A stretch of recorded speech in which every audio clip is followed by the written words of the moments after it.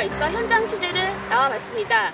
얼마 전 서울 사회서비스원이 출범을 했는데 웬일인지 농성을 하고 있는 분들이 있다고 해서 만나러 왔습니다. 이야기를 들어보시겠습니다. 네, 농성을 하고 있는 천막 안으로 직접 들어와 봤습니다. 직접 소개해 주시죠. 예, 사회복지노조 지부장 강상준입니다. 반갑습니다. 네, 저희가 팟캐스트를 진행을 할 때 유일하게 저희 방송 중에 논란을 일으켰던 분이세요. 그것도 이제 서울시. 근데 또 하필이면 이 서울시 앞에서 농성장에서 또 만나 뵙게 됐는데 무슨 이야기를 가지고 지금 이 농성을 시작하셨는지 또 안내를 좀 해주시죠. 뭐 다 아시다시피 그 사회서비스원이라고 지금 명칭은 하고 있지만 원래 이 초기 그 목적과 목표 그리고 명칭은 사회서비스공단이었죠. 그러니까 즉 그 사회복지 시설이나 사회복지 현장에 대한 공공성을 중앙정부나 지방자치단체가 직접적으로 강화시키기 위해서 이 사회서비스공단에 대한 내용이 나왔음에도 불구하고 사회서비스원으로 수준을 낮춘 것은 기본적으로 사회서비스 현장의 공공성 강화되는 것을 거부하는 그리고 이걸 막아내고자 하는 그러한 이제 세력들을 하고 그들의 압력에 대해서 솔직하게 이야기하면 중앙정부나 지방정부가 한 발 물러선 거죠. 근데 그것까지는 어쩔 수 없다 치지만 또다시 사회서비스원이 현실적으로 현장에서 오픈을 하고 제도화되었을 때 그 실질적인 내용 보면 더 후퇴한 내용들이 많거든요. 그래서 그것을 더 이상 후퇴하지 않도록 하기 위해서 저희 사회복지 노동자들이 결국은 이렇게 거리로 나와서 천막도 피고 농성도 하고 그러고 있게 되었습니다. 네, 그럼 시에서의 반응은 어떤가요? 깜짝 놀란 것 같아요. 무지 놀래가지고 여태까지 이렇게 천막 펼치고 시청 옆에서 농성을 해본 적도 없었고 그랬는데 설마 이렇게까지 할 거라고는 생각도 못했겠죠. 그래가지고 지금 시에서 여러분들 오셔가지고 농성장도 방문하고 대화를 하겠다. 저는 아직 만난 적은 없는데 일단 저희 집행부 동지들한테 계속 연락을 하고 만나고 이러는 걸로 알고 있습니다. 그러면 원하시는 게 정확하게 어떤 부분을 원하시는지 그리고 그 관철이 되지 않을 경우 언제까지 농성이나 또 이 활동들 이어가실 건지 또 말씀을 해주시면 좋을 것 같습니다. 원하는 거는 간단하죠. 현재 사회서비스원이 일단 기본적으로 조례도 통과되고 운영 목표를 세우고 있는데 그거 가지고는 미진하다. 더 공공성 강화를 위해서 좀 더 강화된 그 모습으로 사회서비스원에 좀 더 진도를 빨리 내서 현장에 있는 소위 위법하고 탈법한 시설들부터 위탁을 직접적으로 운영을 하고 그리고 좀 더 확대될 수 있는 그런 형태로 사회서비스원이 적극적으로 나서야 된다라는 것. 그리고 만약에 이게 저희가 요구하고 있는 사항들이 받아들이지 않을 경우에는 될 때까지 저희 조합원 동지들은 계속 이거 하자라고 하는 그 의견들이 분분하고 있습니다. 분분하다고요? 네. 아니, 분분하다는 건 계속 하자 이게 아니고 분분하다는 건데 내적 갈등이 있으신 건가요? 내적 갈등, 의견이 그렇게 분분하게 나오고 있다. 이런 표현입니다. 네, 알겠습니다. 지금 강력하게 요구하시는 것 중에 하나가 그 위법, 탈법 여기도 있는데요. 사회복지시설 직접 운영하라 라고 되어 있는데 그 직접 운영하는 것이 가능합니까? 사회서비스원의 그 내규 중에도 있어요. 사회복지시설을 직접 운영하겠다. 그리고 지금 전국적으로도 보면 직접 운영하는 자치단체에서 지방정부에서 직접 운영하는 곳도 있고 그리고 또 직접 운영하는 형태가 아니더라도 공단 시설관리공단이나 재단 형태로 해서 운영하는 곳들도 충분히 있거든요. 그렇기 때문에 서울이 현재 사회복지 서비스나 이런 관련 정책들을 주도적으로 하고 있는 게 몇 가지가 있습니다. 그걸 또 중앙정부에서 받아서 하고 있기 때문에 그런 측면에서 보면은 뭐 더 강력하게 그리고 직접 운영하고 하는 것이 어렵지 않다고 봐요. 예를 들어서 지금 몇몇 복지관이나 시설들이 위탁을 포기한 곳들이 있습니다. 탈법, 위법 사항으로 인해서 아예 그 위탁 자체를 계약 해지해버렸는데 주변에서 거기에 들어갈 수 있는 뭐 소위 공정하게 공공성 강화를 통해서 운영할 수 있는 법인들이 선정이 안 돼서 계속 딜레이되고 하는 사례들이 바로 있거든요. 그런 측면에서 보면 사회서비스원이 하루라도 빨리 그런 사회복지기관이나 시설들을 위탁을 회수해야 된다 이렇게 생각을 합니다.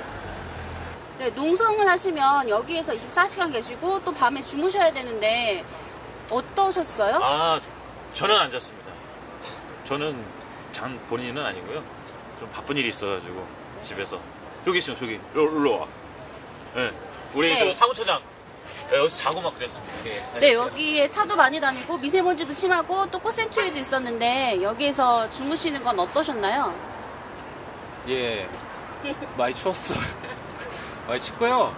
일단 굉장히 시끄럽더라고요. 네, 시끄러워가지고 잠을 잘 못 자다가 겨우 잠들었는데 첫날에는 그 새벽 3시 30분에 여기 딱 보시면 이 스프링클러가 있어요. 저희는 그걸 모르고 잤는데 새벽 3시 반에 자동으로 타이밍 맞춰가지고 스프링클러가 작동해가지고 예, 여기가 물바다가 됐습니다.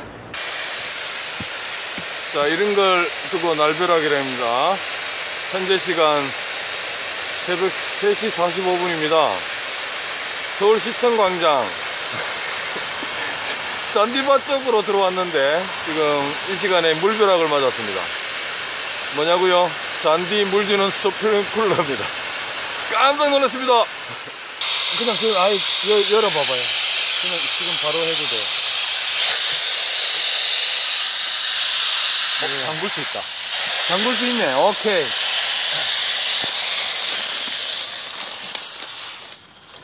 잠겼죠. 그래서 저희는 굉장히 깜짝 놀라가지고 예, 뭐 그런 일도 있었고 그랬습니다. 네, 농성이 힘들다고는 하지만 표정이 아주 밝으신 분을 만나실 수 있어서 네, 더 하실 수 있을 것 같습니다.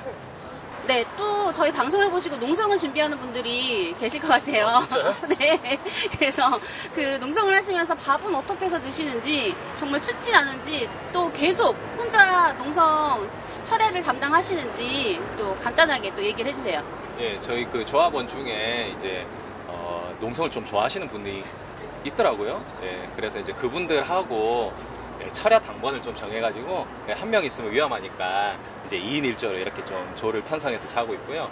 먹는 거는 어떻게 할까 좀 걱정이 많았는데 여기 보시면 뭐 컵라면도 막 2박스씩 갖다 주시고 그리고 이 앞에 뭐 행사 마치고 도시락 남은 게 있다면서 저희한테 막 갖다 주시기도 해가지고 오히려 농성하면서 지금 살이 찌고 있습니다. 예, 그래서 저희가 단식 농성은 아니기 때문에 예, 하여튼 잘 먹고 있습니다. 네, 단식 농성은 아니라고 합니다. 단식 농성은 정말 이 사회서비스원이 산으로 갈 때 제가 죽기를 각오하고 단식 농성에 들어갈 예정입니다. 네, 다시 저기를 바라보시고 강력하게 한번 공약을 내주시죠. 만약에 사회서비스원이 산으로 갈 때 정말 서울시에서 제대로 된 사회서비스원이 아니라 오히려 더 공공성을 약화시키는 사회서비스원이 될 때 제가 단식 농성에 들어가겠습니다. 아니 근데 지금 죽기를 각오하고. 산으로 가고 있잖아요. 오늘부터 하셔야 될 것 같은데 단식 농성. 아직은 지금 1라운드부터 우리가 벌써부터 이 비장의물을 꺼내면 15라운드까지 못 갑니다.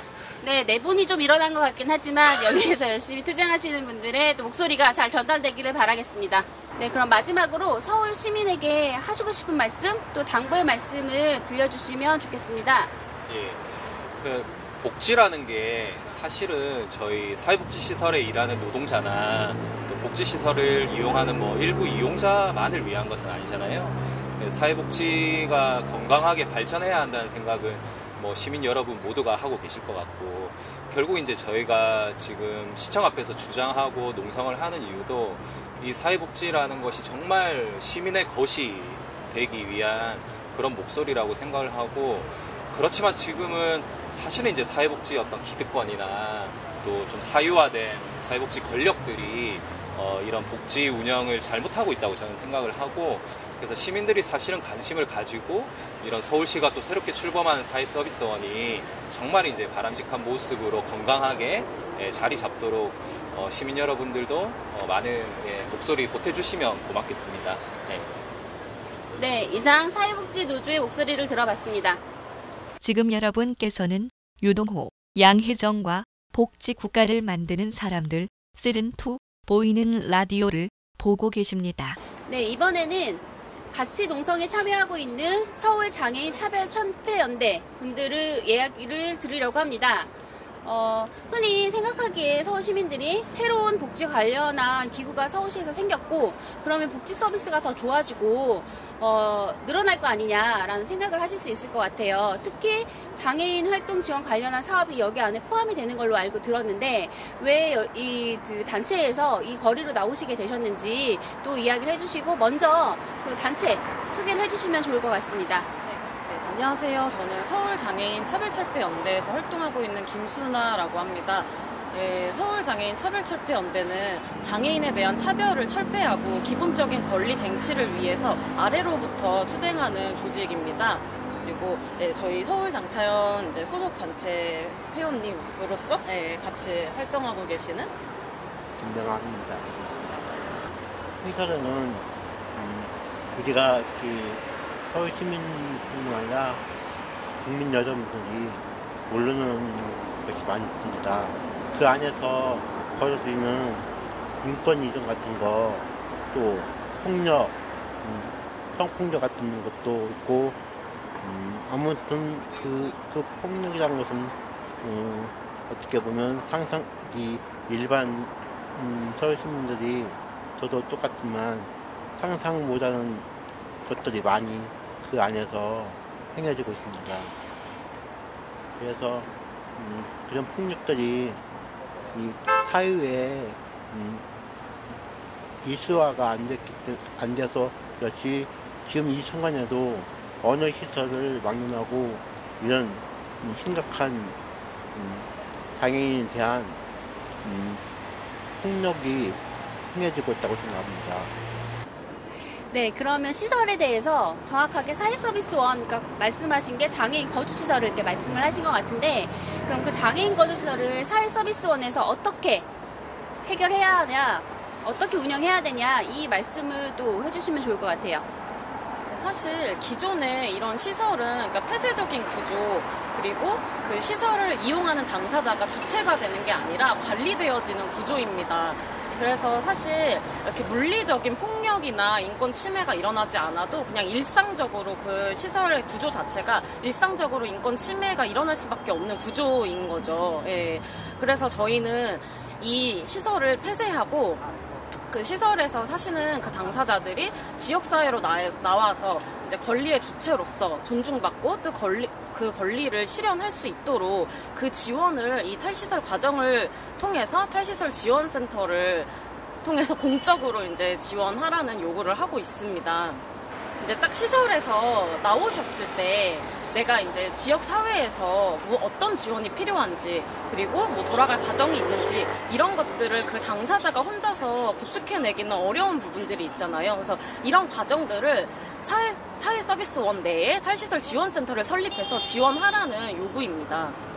네, 결국은 말씀을 들어보면 지금 저희가 생각했을 때 사회서비스원이 생기면 좋구나라는 생각과는 달리 너무 그 하고 있는 사업 범위도 적고 장애계에서 이야기하는 목소리를 다 담아내지는 못했다라는 이야기로 들리는데, 아까 먼저 만나봤던 사회복지 노조에서는 이것이 관철되지 않을 경우에는 단식 농성도 불사하겠다라고 했는데, 혹시 같이 참여하실 것인지? 네, 해야 돼.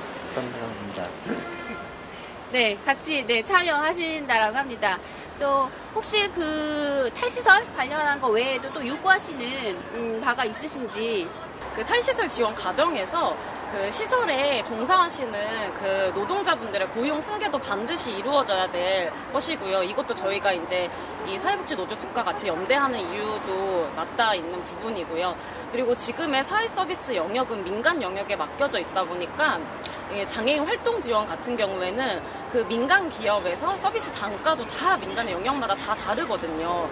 그리고 이제 거기서 일을 하시는 분들의 노동자분들이 일을 하시게 되면은 이제 발생하는 연차나 주유 이런 법정 수당, 각종 수당들도 보장이 되어야 되는데 사실 정부와 지자체의 지원금은 그 수당까지는 보장이 되지 않고 있어요. 네. 그래서 이 부분들은 오로지 그 민간 영역에만 맡겨져 있고 이것들을 해결하지 못하면 또 그냥 노동법 위반이 되어버리는 그런 범법기관으로 추락해버리는 그런 문제들도 지금 있는 상황이거든요. 그래서 이런 것들을 공적인 차원에서 꼭 보장이 되어야 하고 이런 노동자의 노동권이 보장되어야 이런 이제 또 서비스를 받고 있는 이용자에게도 그 서비스도 또 이제 영향이 미치는 거거든요. 사실 근데 노동자의 노동권이 보장되지 않은 그런 불안정한 상황에서 이런 이제 불안정함이 서비스를 받고 있는 이용자에게도 또 그대로 미쳐져 오기 때문에 이 노동권 보장과 서비스 영역에서의 보장, 공적 보장은 반드시 필요한 부분이라고 생각을 합니다. 그리고 그 외에 또 한 가지 저희가 이제 요구하고 있는 것은요. 서울 사회서비스원 내에 장애인 주거 서비스 지원인데요. 네. 사실 이제 탈시설 하고 나서 가장 먼저 필요한 것이 무엇일까요? 집. 네, 집. 네. 주거입니다. 주거 부분입니다. 네. 나오셔가지고 만약에 돌아갈 가정이 없으시면 내가 이제 시설에서 몇십 년을 살다 나오신 분이 당장에 집을 구하기에는 사실 현실적으로 너무 어려운 부분이고, 네, 좀 맞지 않는 부분입니다. 그래서 이런 부분들을 사회서비스원 내에서 공적인 체계로 그냥 그룹홈, 단기적인 체험홈 형태의 그런 성격이 아닌 공공주택의 개념으로서의 주거를 지원하라는 것도 지금 요구를 같이 하고 있습니다. 그래서 미국의 경우에는 2019년에 가정 및 지역사회 기반 서비스라는 제도를 시행해서 지금 이제 그 당시 이제 연방정부 공공기관이었던 지금의 사회서비스원 같은 성격의 기구에서 기존의 그룹홈이나 아니면 대형시설은 물론이고요. 소형시설까지 지원을 금지하고 이런 이제 지역사회에 거주할 수 있는 그런 지원 서비스들을 구축해 나갔다고 합니다. 그래서 저희도 이제 서울도 사실 이런 사회 서비스는 국민에게 제공하는 것이잖아요. 그래서 좀 안정적이고 좀 안전하게 살 수 있는 그런 주거 서비스들을 공적인 차원에서 제공할 수 있어야 한다고 생각하고 또 그런 요구들을 서울시에서 처음으로 시행하는 걸 시작으로 다른 전국에도 다 미쳐 나갈 수 있도록 시작을 좀 열어주었으면 합니다. 네, 말씀을 듣고 보니 사회서비스원이 출범을 한다라고 했을 때 장애인 단체 속에서는 많은 기대가 있었을 거라고 또 추측이 되는데 실제로 시작되고 사업이 발표된 이후에는 많은 실망을 또 감추지 못했던 걸로 생각이 듭니다. 그래서 이 농성이 시작되고 계속 이어질 것 같다라는 생각이 들고요. 아무쪼록 여러분들의 그 목소리가 서울시에 잘 전달이 됐으면 좋겠습니다. 네, 감사합니다.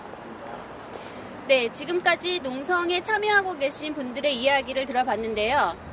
사회복지 관련한 또 복지 서비스 관련한 단체가 늘어나는 것, 서비스가 늘어나는 것도 좋지만 그 기관이 어떻게 운영되는가가 더 중요한 사안인 것 같습니다. 과연 서울시가 대화에 나설지 궁금합니다.